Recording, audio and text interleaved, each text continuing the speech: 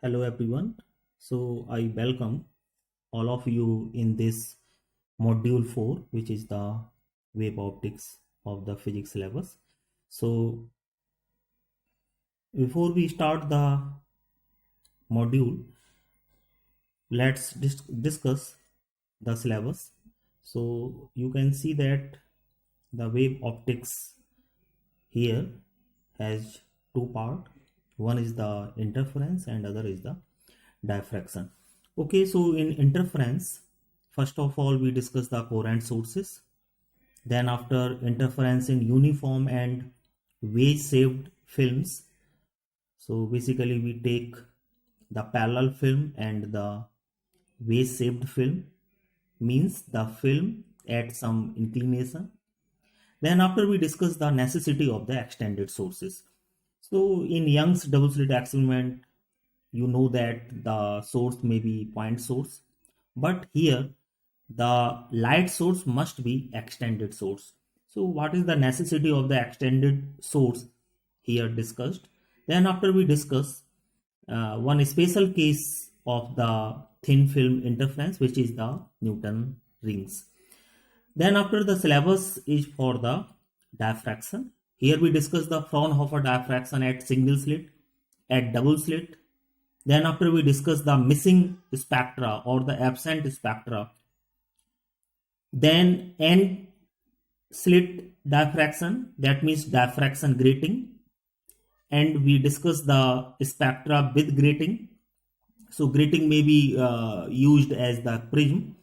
So how the spectra are created by the grating. Then after we derivate the formula for the dispersive power of the grating.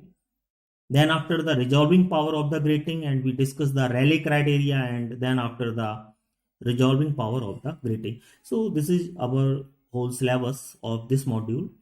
So first of all, we start with the interference. Okay, so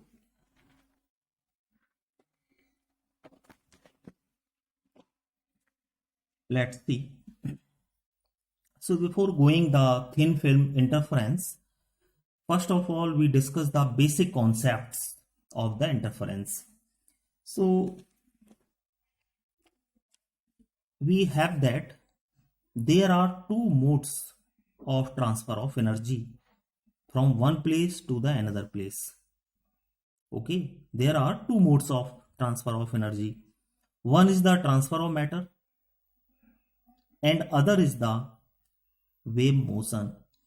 And therefore the study of wave motion is of equivalent importance as the study of the matter.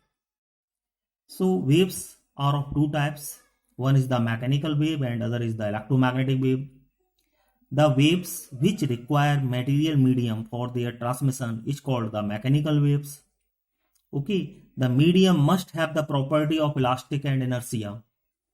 The second wave are the mechanical waves. On the other hand, the waves which does not require any medium for their propagation are known as the electromagnetic wave.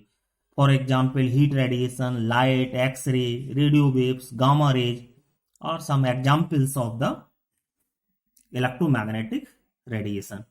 Okay, so the superposition principle is one of the important basic concept of the all types of the wave. So whether it is mechanical wave or the electromagnetic wave, all types of the waves shows the superposition effect. So what is the superposition effect? First of all, let's discuss and we draw some important conclusions which we may use in our further study. So in order to discuss the superposition principle, let us consider the following traveling wave. Okay, so this is the equation of one wave. Y is the displacement, which is the function of space and time. X comma t. A is the amplitude, sine kx minus omega t plus phi. Here k is the propagation constant, omega is the angular frequency 2 pi nu, and phi is its initial phase. Therefore, the superposition principle gives the resultant displacement at any point in the vector sum of the individual displacement of these waves. Thus, the resultant displacement depends on the phase difference between the two waves. And due to the superposition, the amplitude is different at different point of the medium. So, whenever multiple wave travel in the medium, their resultant amplitude is given by as the vector sum of y is equal to y1 plus y2. So here we take y1 as the y1 sine kx minus omega t plus phi1. Phi1 is the initial phase of the first wave. And similarly a2 sine kx minus omega t plus phi2. So this is the resultant displacement due to the superposition of the two waves. So now let's see here. Now superposition may give rise to the following effects. What are these effects? Due to superposition, when superposition takes place in the light waves, it is known as the interference. Okay, when the superposition takes place in the light waves, the effect is known as the interference, subject to condition that the interfering light waves must have the same frequency, same wavelength, but it may have same amplitude or may have different amplitude, but they must be propagate in the same direction. So these are the conditions for the interference. Similarly, the superposition effect give rise to the standing wave. So in standing wave, the frequency and the wavelength must be same. There is no condition on the amplitude, but the direction of the wave propagation must be in the opposite direction. Okay, and there is another effect of the superposition known as the beats, and it occurs in the sound wave, and the condition is that for the beat, the amplitude of the waves must be same, the frequency and wavelength may be different. Okay, and there is no condition for the direction of propagation. So these are the three effects of the superposition, and also here I want to add that the diffraction is another effect of the superposition. Okay, so whenever we discuss the diffraction, we will discuss it in some more detail. Okay, so let's see here. So this is the interference effect. As I told you, frequency and wavelength must be same. Amplitude may be different or may be same. And direction of propagation must be same. So whenever two or more waves having the same frequency, same wavelength, and having nearly same amplitudes propagate in a medium in the same line, they superimpose to each other, and due to superposition, at some places there is a maximum intensity, and at some places there is minimum intensity. So this effect is known as the interference, and due to interference we obtain the interference pattern composed of bright and dark bands. Okay, so basically interference is the energy conservation principle. Okay, so here we write the equation of the superposition, and this is the resultant amplitude. Resultant amplitude is given by the vector sum of the two waves. Now, if in a particular case the amplitude of the both waves are same, then this equation may be reduced in this equation. Okay, so here you can see that y twice a cos phi1 minus phi2 upon 2, this is the amplitude of the resultant wave. So the amplitude of the resultant wave after superposition is the function of phase. That means the amplitude depends on the phase. So if the phase will change, then the amplitude will be changed, and finally the intensity of the wave will change. Okay, so you know that the intensity is given by the square of the amplitude. So whenever we square the amplitude, we obtain 4a square cos square phi. Here phi is given by phi 1 minus phi 2 upon 2. Phi 1 is the initial phase of the first wave. Phi 2 is the initial phase of the second wave. Okay. Now let's see. Now here we try to plot the intensity versus the phase graph. Our formula was the I is equal to 4a square cos square phi. Okay, this is the formula. So I is equal to 4a square cos square phi. So on the y-axis, we take the intensity. On the x-axis, there is a phase. Okay, and you can see that when phase is equal to 0, that means here at this point, when phi is equal to 0, I is maximum and given by 4a square. So the graph starts from this point, 4a square. Okay, and this is the, since the cos square graph, so all the negative cycles becomes positive. Okay, and here the graph moves in this way. So at pi by 2, at cos pi by 2, we obtain the minimum intensity.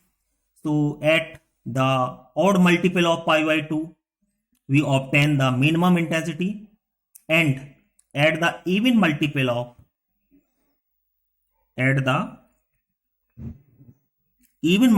pi by 2, we obtain the maximum intensity. Okay, so here this graph is converted in the linear pattern, so by the dotted lines. So the intensity on the screen, you can see that it's composed of the bright and dark bands. So these bands are obtained on the screen, and which is the actually the variation of intensity with respect to the phase. So alternative bright and dark bands of equal thickness are obtained. Okay, so let's see this another figure. Here there are two sources, S1 and S2. The initial phase of S1 is phi 1. This is the initial phase. Here the initial phase of the S2 source is phi 2. Okay, so these sources produce the light, and the light reach to the screen. So here the wave produced from the S2 source reaches to the screen with the same phase phi 2, and similarly S1 source produces the wave and reaches to the screen with the same phase phi 1. So now if any wave from S2 reaches to this point, suppose that this is the P point, then the phase of this wave, this oblique wave, must be different. So here we try to write the phase of this wave, which is phi 2 dash. Phi 2 dash is equal to phi 2 plus 2 pi upon lambda S2P. So S2P is basically the path difference. This is the extra path traveled by the wave, and hence the phase of this wave is increased by the phi 2 with the term twice pi over lambda S2P. So basically from this graph we can observe that the phase difference remains constant at any point. Okay, so either it is this point or this point, the phase difference remains constant, and hence we can say that S1 and S2 are the coherent light sources. So this is the very basic condition for the interference, and therefore we can calculate the phase difference value. So this is the phase difference value, and you can observe that the intensity is given by 4a square cos square phi as per our previous calculation. So here we can draw some very important conclusions for the interference, and these are the conditions for the dark band, that means minimum intensity, and the condition for the bright band, that means the condition for the maximum intensity. So what is the condition? at which point we will obtain the maximum intensity and the minimum intensity on the screen? So the answer is when cos square phi is equal to 0, this implies phi is equal to twice n plus 1 pi by 2. That means the odd multiple of pi by 2.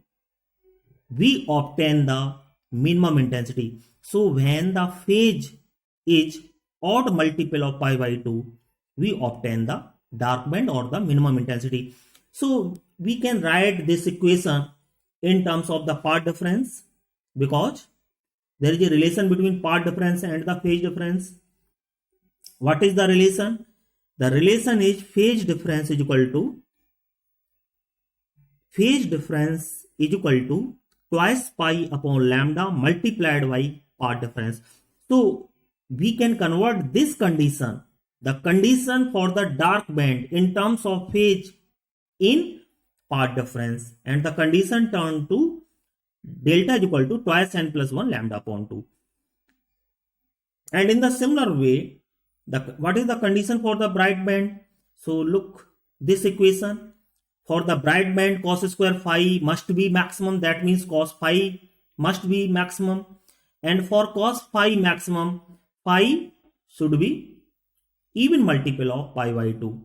And in terms of path difference, the condition is this. So A and B, these two are the very, very important condition, and we must remember these conditions through the chapter, because we will use these two conditions at multi places. Okay, thank you.